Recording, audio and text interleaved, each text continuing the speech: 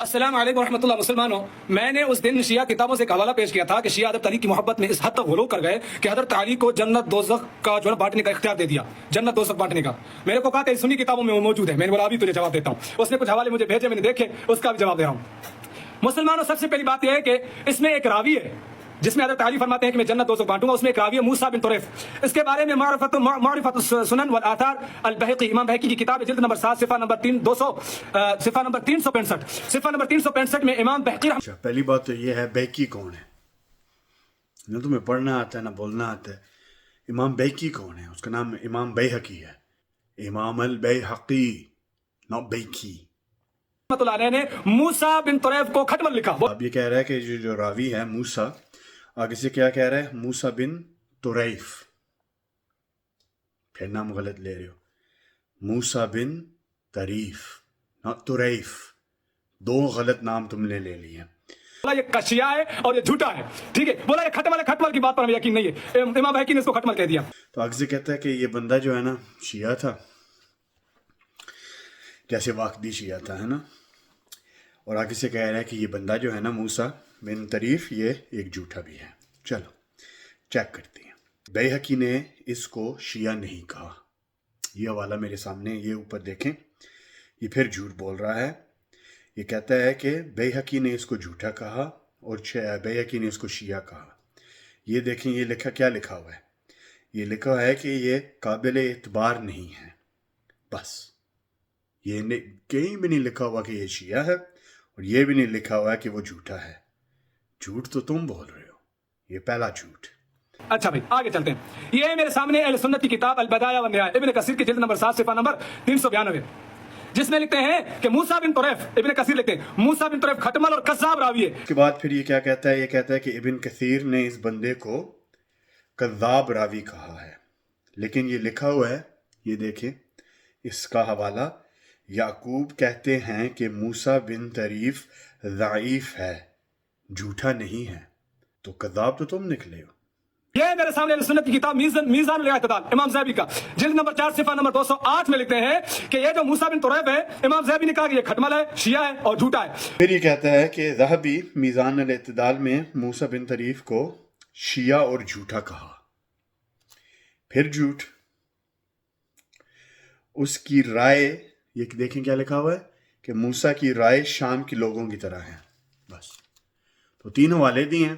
پہلے کہتا ہے کہ بیہقی کہتے ہیں یہ شیعہ ہیں، میں نے دکھا دیا بیہقی یہ نے نہیں کہا۔ پھر کہتا ہے ابن کثیر کہتا ہے جھوٹا ہے، میں نے دکھا دیا کہ اس نے اس کو ضعیف کہا، جھوٹا نہیں کہا۔ پھر تیسری بار پہ کہتا ہے امام ذہبی کہتے ہیں کہ یہ شیعہ ہے اور جھوٹا ہے، انہوں نے نہ اس کو شیعہ کہا نہ جھوٹا کہا، بس کہا کہ اس کا جو رائے ہے وہ شام کے لوگوں کی طرح ہے، بس۔ راوی چلو ضعیف ہی ہے، ٹھیک ہے، مان لیتے ہیں جی پتر، مان لیتے ہیں یہ ضعیف راوی ہے، ٹھیک۔ میں نے تمہیں 13 حوالے دیے تھے جہاں پہ لکھا ہوا ہے کہ امام علی قسیم النار والجنہ ہیں۔ یہ راوی موسیٰ ان 13 حوالوں میں کتنوں میں آتا ہے؟ چیک کیے۔ پہلی حدیث جو میں نے دکھائی ہے ابن ابی یعلا کی، اس میں موسیٰ ہے ہی نہیں۔ دوسری حدیث میں نے دکھائی ہے ابن حجر الہیثمی کے، اس کی سند میں موسیٰ ہے ہی نہیں۔ پھر میں نے یہ دکھائی ہے ابن عساکر، اس میں بھی موسیٰ نہیں ہے۔ پھر میں نے دکھایا المتقی الہندی، اس میں بھی موسیٰ نہیں ہے۔ پھر میں نے دکھایا الخلال، اس میں بھی موسیٰ نہیں ہے۔ پھر میں نے دکھایا یہ ابن عادی، اس میں بھی موسیٰ سند میں نہیں ہے۔ پھر میں نے دکھایا ابن اثیر، یہ دیکھیں اس میں بھی موسیٰ نہیں ہے۔ پھر میں نے دکھایا الخوارزمی، اس میں بھی دیکھیں سند میں موسیٰ نہیں ہے۔ پھر میں نے دکھایا الحاکم الحسکانی، اس میں بھی دیکھیں موسیٰ نہیں ہے۔ پھر میں نے یہ والی کتاب الحنفی کی دکھائی ہے، اس میں بھی موسیٰ نہیں ہے۔ پھر میں نے ابن ابی الحدید کی شرح نہج البلاغہ سے یہ دکھایا ہے، اس میں بھی موسیٰ نہیں ہے۔ تو یہ کتنے بنے؟ 13 حوالوں میں سے 11 حوالوں میں یہ موسیٰ بن طریف ہے ہی نہیں، 2 حوالوں میں تھا۔ چلو وہ 2 حوالے ہم پھینک دیتے ہیں، یہ 11 حوالوں کو کیا کرے؟ یہ میرے سامنے العقائد الاسلامیہ، ٹھیک ہے، یہ مرکز المصطفیٰ صفحہ نمبر جلد نمبر 4 صفحہ نمبر 178، یہ اہل سنت کی کتاب ہے۔